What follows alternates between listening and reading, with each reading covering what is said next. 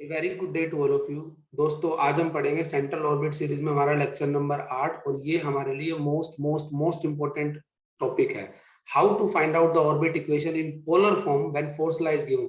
अब तक हमने कभी भी ऑर्बिट इक्वेशन को पोलर फॉर्म में फाइंड आउट नहीं किया है। तो सबसे पहले ध्यान से देखिए, solve procedure to solve such type of problems. ये क्वेश्चंस हमारे 5 स्टेप में सोल्व होंगे जो आपको कभी भी किसी भी बुक में नहीं मिलेंगे। ये मेरी खुद की डेवलपमेंट है। सबसे पहला स्टेप, हमारे को velocity from infinity find out करनी है। या तो क्वेश्चन में ये चीज गिवन होगी, गिवन नहीं होगी तो हमें फार्मूला पता है v square is equal to -2 infinity to a fdr से फाइंड आउट करेंगे। सेकंड स्टेप हम यूज करेंगे find h using pv is equal to h। हमारे पास फार्मूला होता था वेलोसिटी का v is equal to h by p, वहां से हमने pv is equal to h करके h को फाइंड आउट करेंगे। तीसरा स्टेप है हम वेलोसिटी को फाइंड आउट करेंगे ऑर्बिट के किसी भी एक पॉइंट पे। उसका फार्मूला हमारे पास same v square by 2 is equal to minus integration fdr plus c। चौथा स्टेप हम वेलोसिटी को ही फाइंड आउट करेंगे बट दूसरे फॉर्म से, फॉर्म में first order differential equation using the formula v square is equal to h square u square plus du by theta whole square. और पांचवा स्टेप करेंगे हम इंटीग्रेट करने के बाद इसको सिंप्लीफाई कर लेंगे और सॉल्व कर लेंगे। अब सबसे पहले ध्यान से देखिए, हमें गिवन क्या होगा। हमें फोर्स लॉ गिवन होगा। फोर्स लॉ की हेल्प से हम कैपिटल V फाइंड आउट कर लेंगे, स्मॉल v फाइंड आउट कर लेंगे। pv is equal to h वाले फॉर्मूले से हम स्मॉल v फाइंड आउट करेंगे। और हमारे पास फर्स्ट ऑर्डर डिफरेंशियल इक्वेशन का फॉर्मूला होता है v square is equal to h square u square plus du by theta whole square. इसको सिंप्लीफाई करेंगे। तो देखिए हमारे पास क्वेश्चन क्या है। If a particle is projected from an apse, इन क्वेश्चनों में हमेशा आपको एप्स गिवन मिलेगा at a distance a with a velocity from infinity under the action of central force. Central force हमें दे दिया mr-7।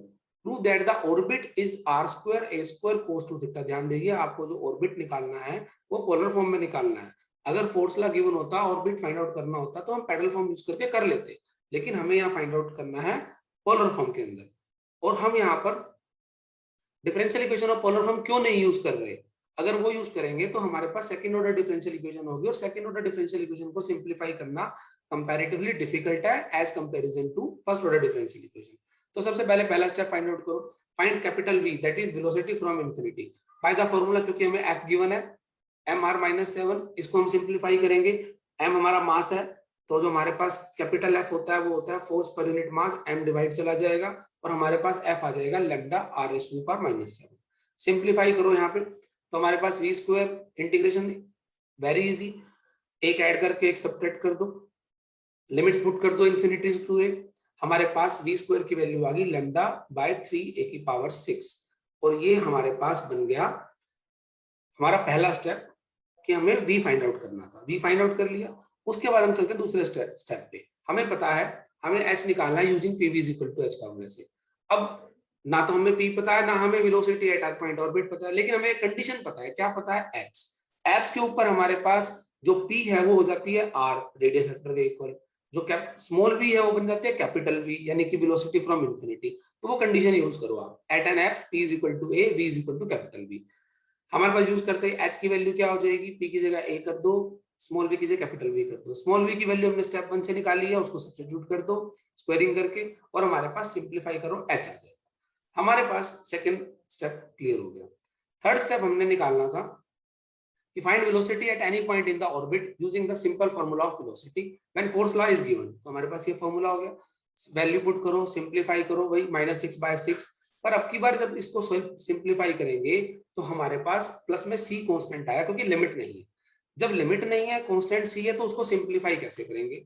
उसको सिंप्लीफाई करने का तरीका होता है हम एप्स कंडीशन का ही यूज करेंगे। एट एन एप्स r की वैल्यू a हो जाएगी और स्मॉल v की वैल्यू कैपिटल V हो जाएगी, तो c की वैल्यू फाइंड आउट कर लेंगे। तो निकालो, हमारे पास v स्क्वायर कैपिटल V बन गया। कैपिटल V की वैल्यू हमने स्टेप 1 से फाइंड आउट कर रखी है। कैपिटल V स्क्वायर हमारे पास था लैम्डा बाय 3a⁻6। सब्स्टिट्यूट करो, यहाँ पे c की वैल्यू आ जाएगी, वो आ गई हमारे पास 0। c की वैल्यू वापस सब्स्टिट्यूट कर दो, हमारे पास स्मॉल v स्क्वायर आ गया, यानी velocity at any point in the orbit. अब हमारे पास क्या है, 3 स्टेप हो गए। चौथे स्टेप में हमने क्या फाइंड आउट करना था, एक फर्स्ट ऑर्डर डिफरेंशियल इक्वेशन बनानी है using the formula v square is equal to h square u square plus du by theta whole square. हमें पता है v स्क्वायर का एक फार्मूला होता है।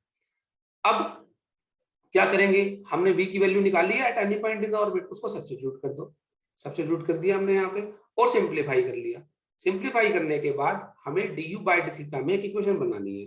यू स्क्वायर को माइनस करो, du by d theta whole square value आ जाएगी और हम इसको स्क्वायर को अंडर रूट में ले जाओ, प्लस माइनस आ जाएगा।